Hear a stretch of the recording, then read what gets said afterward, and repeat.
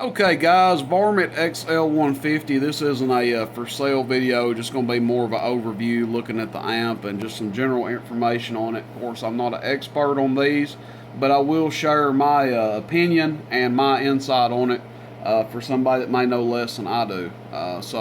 If you want an expert on these, I would check out Tram Doctor on YouTube. He's a good guy. He messes with these things all the time. I think he's got some videos up of him as well. But I traded a friend of mine out of this. I'm going to keep this one for a while. Varmint XL-150. Varmint is a name that you probably heard a lot if you're in the radio, probably 70s and 80s. They have somewhat of a reputation for being a dirty amp or a bleeding amp. They bleed over, cause interference, just a dirty amp. That's partially true, partially not true. I think that's a little bit exaggerated sometimes. For one, just about every sweep tube amp that was made back in the day is a little bit dirty. Mako's bleed. Even the Thunderbolt 305 that I love, it's probably better than most, but they're still a little bit dirty. DNA amps, you know, Phantoms, Mavericks, all that stuff bleeds over. I can tell you, I used to have a neighbor who lived about a mile from me, and I was on an old TV.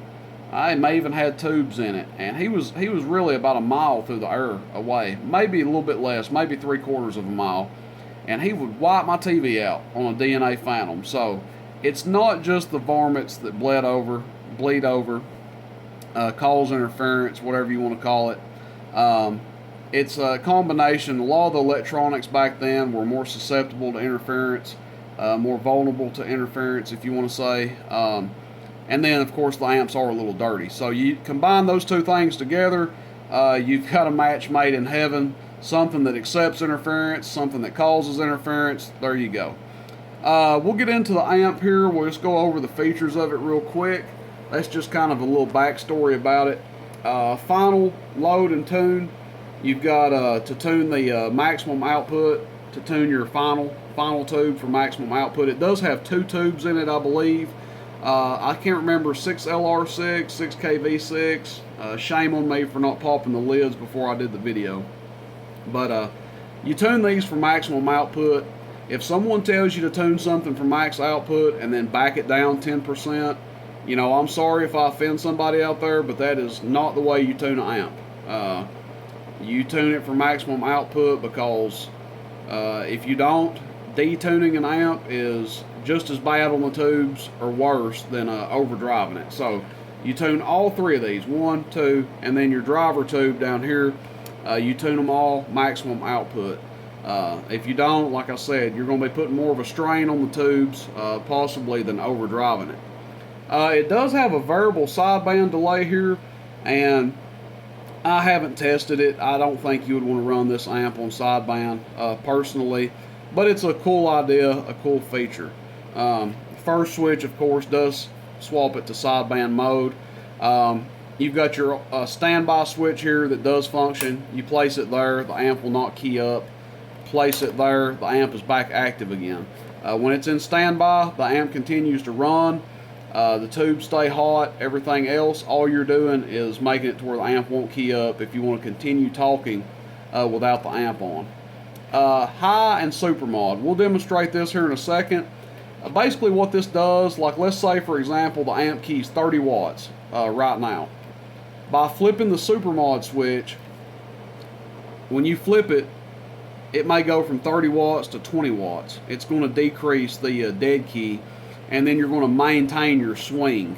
So a real handy feature back in the day when a lot of radios just had a fixed carrier where they would key 3 or 4 watts.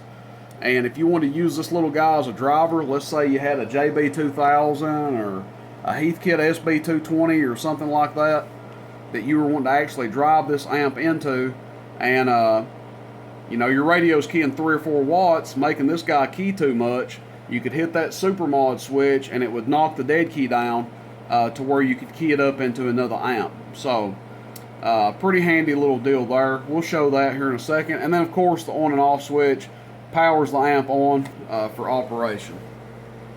So there's the top side of it, there's the side. It's actually pretty good shape. I need to clean the face of it.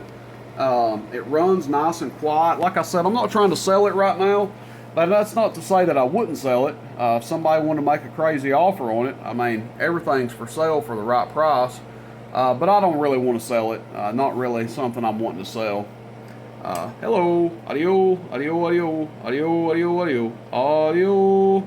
Everything functions on it. From what I can tell, meter works, little indicator light works, relay keys up good. Seems like a pretty strong set of tubes in it. And let's show you that in action here. We're on high right now. We've got a 500 watt slug in here, so we're looking at the middle scale. Okay, we're going to set that at 30 watts. Whoa, that's way too much. Finger slipped on the knob. Alright, so we got it at 30 watts, and we're just doing that for a reference for when we hit the supermod switch. So let's give it a good audio on average, middle scale, 500 watt slug. Hello, audio, audio, audio, audio, audio, audio, audio, audio, audio. So 80 or 90 watts average. That's getting it pretty good. And then peak, still looking at the middle scale. Hello, hello, hello, hello, hello, audio, audio, audio, audio, audio, test, test, test, audio, check, check, check, check, check, audio, check, check, check, check, check, audio. So a little past 200. So now what we're going to do, we're going to hit the supermod switch and see if it makes any kind of difference. We're still on peak power right now. Hello, check, check, audio, check, check, audio, audio, check, check, audio, check, check, audio, check, check, audio, audio, audio. So it did pick up a little bit of peak power on the swing. It probably got a little bit dirtier too. And we'll just key it up here. And it dropped us down about 10 watts on the dead key. So we went from about 30 to about 20. Hello, audio. Audio, radio, audio. So we lost some average power and picked up some peak power. So probably a little bit dirtier signal right there. Dropped the dead key down, lost a little bit of peak power, or lost a little bit of average, gained a little bit of peak. Of course, we probably could retune the amp in this position, and it would change the output a little bit. But anyway, that's the function of the supermod, and that is a overview of the Varmint XL-150 bass amp. Nice little amp. I like it. Going to hold on to it for a while. Who knows how long it'll stay here. If I use it, it'll stay here a while. If I decide not to use it, it'll of course end up for sale eventually. Don't like letting stuff sit. I'm not a collector like I used to be. If something sits here and I don't use it very long, it ends up getting sold. So appreciate the views, guys. Hope this helps somebody out. Maybe if you get one of these and you want to compare it to something and see, you know, what they're kind of supposed to do, maybe this will help somebody out to see this. If you want an expert on these, I recommend checking out Tram Doctor's channel on YouTube here. He's a nice guy. Somebody I consider a friend, and he is more of an expert on these sort of things than I am. Well, I'd say he's a lot more of an expert, not just more of an expert, but he's got lots of videos on these. Anyway, everybody out there have a good one. Catch you guys on the band. Hope everybody's doing well. Questions, shoot me a text, 423-299-3535. Rooster in Tennessee, and that's the Varmint 150. Catch you guys later. See you, bye.